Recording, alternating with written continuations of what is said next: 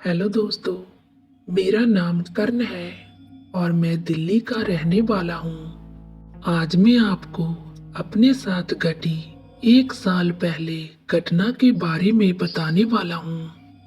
ये बात पिछले साल सितंबर की है और मैं अपने दोस्तों के साथ आगरा घूमने जाने वाला था।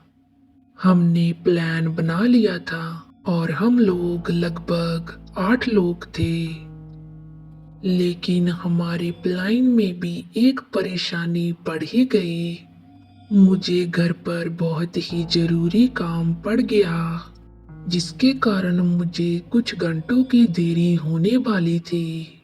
मेरा कोई भी दोस्त मान नहीं रहा था कि वो मेरे साथ देर को जाएगा, इसीलिए मुझे कुछ घंटों के लिए रुकना पड़ा। लेकिन मेरा एक दोस्त मेरे साथ रुकने को मान गया। उसका कहना था कि वो मेरे साथ देर को आ जाएगा, लेकिन हम इकट्ठे ही घूमेंगे। परेशानी वाली बात ये थी कि हमारे पास अब गाड़ी नहीं थी। थोड़ी परेशानियों के बाद मेरे दोस्त ने आखिर गाड़ी का भी इंतजाम कर ही लिया। हमें एक छोटी सी गाड़ी मिल गई, लेकिन समय रात के 10 बजे का था और हमें अब दिल्ली से निकलना पड़ा, जहां काफी अंधेरा हो चुका था। और अंधेरे में मुझे गाड़ी चलाने में परेशानी होती है। लेकिन मेरा दोस्त जो मेरे साथ जा रहा था, उसका नाम पवन था, उसे गाड़ी नहीं आती थी, इसीलिए मुझे ही गाड़ी चलानी थी। भले ही समय रात का हो गया था, लेकिन दिल्ली जैसे शहर में भीड़ भाड़ कभी कम नहीं होती। मुझे रात को भी गाड़ी चलाने में काफी परेशानी हो रही थी। लेकिन जैसे ही हम दिल्ली शहर से बाहर निकले, तो हमने देखा कि सड़कें सुनसान हो चुकी थी और अब समय भी रात के 11 बजे का हो गया था। लेकिन हमें फिर भी एक आधी गाड़ी सड़क पर मिल ही रही थी। जैसे जैसे हम आगे की तरफ बढ़ते जा रहे थे, रास्ते पर गाड़ियों की संख्या कम होती जा रही थी। वैसे भी पवन के साथ बातें करते करते समय कैसे बीत जाता है, कुछ पता ही नहीं चलता। वैसे तो पवन बहुत ही अच्छे स्वभाव का है, लेकिन उसमें भी एक बात की खराबी है कि वह एक ठरकी स्वभाव का है और उसे जैसे ही कोई लड़की दिखती है और वो वैसे ही अपना ठरकीपन शुरू कर देता है। उसकी आदतें भी बदल सी जाती हैं और वो लड़की को देखते ही उसे इम्प्रेस करने में लग जाता है। लेकिन एक बात की अब मुझे चिंता नहीं थी, क्योंकि हमें अब कोई भी लड़की नहीं मिलने वाली थी। मैं इस बात को लेकर बहुत खुश था। और वैसे भी हम सुबह से पहले वहां पर अपने दोस्तों के पास पहुंच जाएंगे और हम सभी बहुत मस्ती करेंगे। 5 दिनों तक हमें आगरा में ही रहना था और वहां पर हमें बहुत घूमना था। बस मैं जल्दी से गाड़ी को ड्राइव करके आगरा पहुंचना चाहता था। मैं गाड़ी को तेजी से चलाए जा रहा था और पवन भी बातें किए जा रहा था। अब सड़क बिल्कुल सुनसान हो चली थी और हमें सड़क पर कोई भी गाड़ी नजर नहीं आ रही थी। अब वक्त भी तकरीबन 12 बजे का हो चुका था और इतना वक्त देखते ही रास्ते की सुनसान की वजह से अब मुझे थोड़ी सी घबराहट होने लगी थी। ये मेरी बहुत पुरानी आदत है। मैं हमेशा ही अंधेरे से घबरा जाता हूँ और मेरे दिमाग में भूत प्रेतों के ख्याल आने लगते हैं। क्योंकि मुझे भूत प्रेतों से बहुत डर लगता है। क्योंकि मैं पहले बहुत सी डरावनी फिल्में देखता था। डर के मारे अब तो मैंने डरावनी फिल्में देखना भी बंद कर दिया है। मेरे ग्रुप के सभी दोस्त मुझे सबसे ज्यादा डरपोक कहते हैं, क्योंकि मैं डरावनी फिल्में देखने कभी भी थिएटर में नहीं जाया करता था। और रात के समय तो मैं बिल्कुल भी कोई डरावनी फिल्म नहीं देखता था।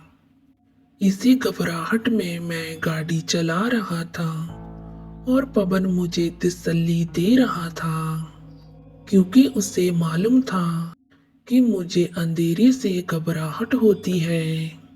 लेकिन वो पता नहीं क्यों अजीब सी बातें करते जा रहा था, जिस कारण से मुझे बीच बीच में उसकी बातें सुनकर हंसी आ ही जाती।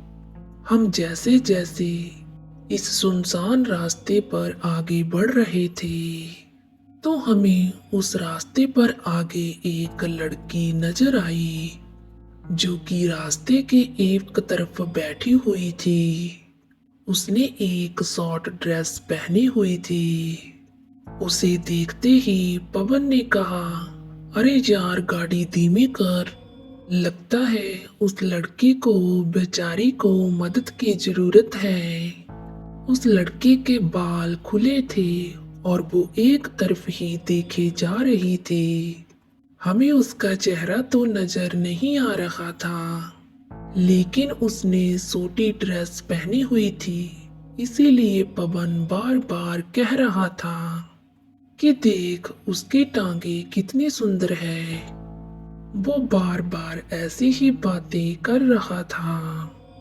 मैं गाड़ी को बिल्कुल भी रोकने के मूड में नहीं था, लेकिन मुझे गाड़ी ना रोकता देख पवन मुझे आंखें दिखाने लगा और मुझे पवन की जिद के कारण एक तरफ गाड़ी रोकनी ही पड़ी।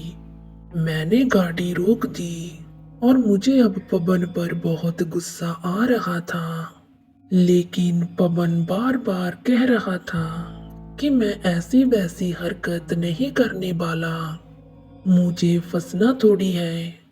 फिर भी हम उस लड़की की मदद तो कर ही सकते हैं, शायद वो किसी मुसीबत में ना हो, शायद उसकी गाड़ी खराब हो गई हो।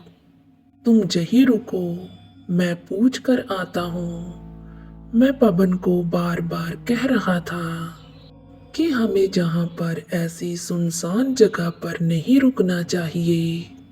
हो सकता है वो लड़की चोर लुटेरों के साथ मिली हो और वो हमें फंसाने की कोशिश कर रही हो।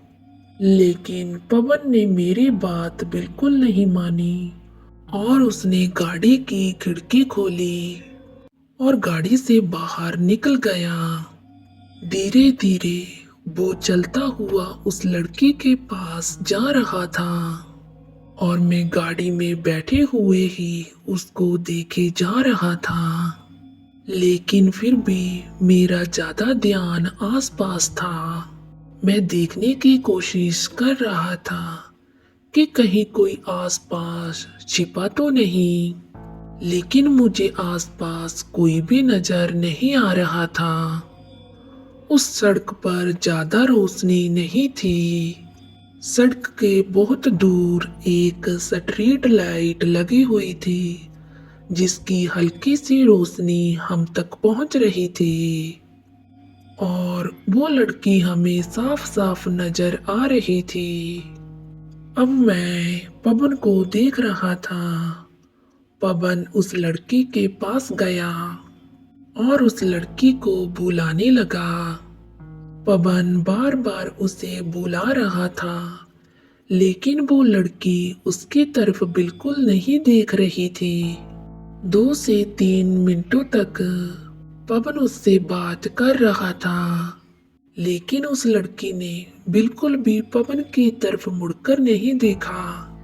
पवन बिल्कुल मेरे सामने खड़ा था और लड़की उसके पीछे थी। मैं उस लड़की को नहीं देख पा रहा था। और पवन बार बार इधर उधर हिलकर उससे बात करने की कोशिश कर रहा था।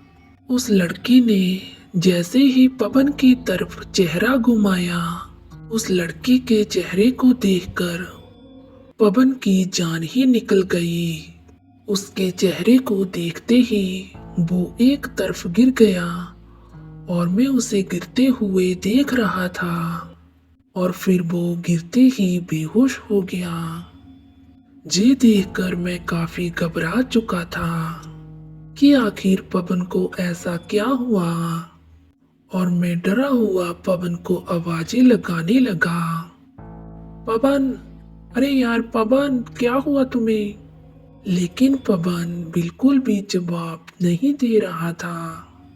ऐसा लग रहा था कि जैसे वो बेहोश हो चुका है। वो मेरे इतनी आवाज लगाने पर भी बिल्कुल नहीं हिल रहा था।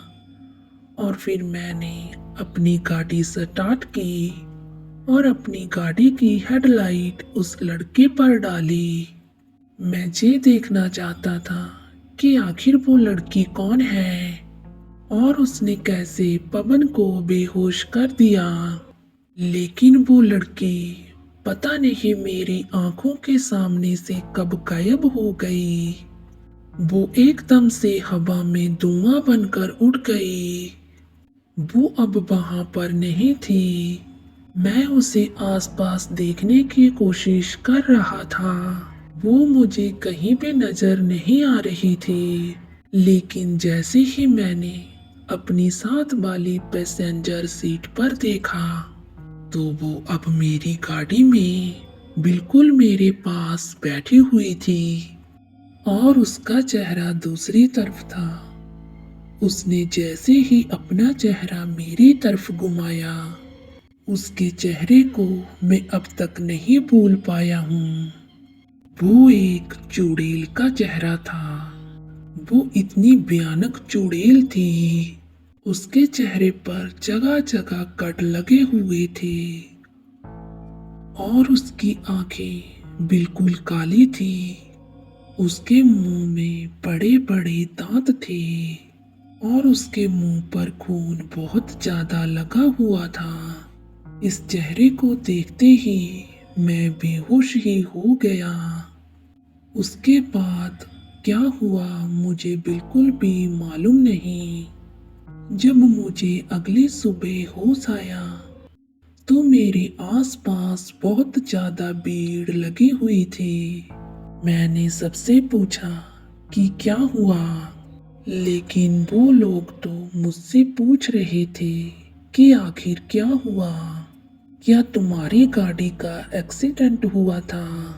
जहां पर तुम इस तरह से क्यों पड़े हो? और तुम्हारी गाड़ी में सड़क के बीचों बीच लगी हुई है। लेकिन उन सबके सवालों का मेरे पास कोई भी जवाब नहीं था। थोड़ी देर बाद मुझे दिमाग पर जोर डालने के बाद याद आया कि हमारे साथ रात के समय क्या हुआ था और मैं आवाज लगाने लगा कि पवन, पवन कहाँ है? पवन कहाँ चला गया? तो उन लोगों ने बताया कि तुम उस लड़के की बात कर रहे हो जो सड़क के किनारे पड़ा था।